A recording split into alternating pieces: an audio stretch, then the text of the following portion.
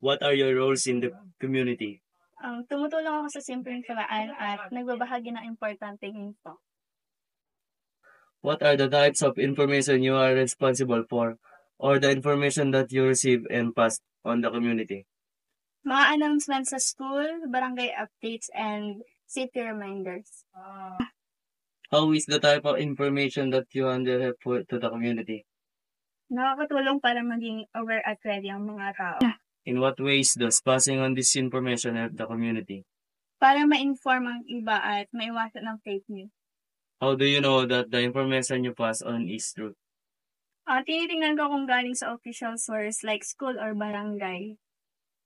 What difficulties do you face in passing on this information to others? Minsan mahirap i-share agad, tapos yung iba di agad naniniwala. Are these pieces of information available in a popular media? Yes, usually nasa Facebook, radio at minsan nasa TV pa.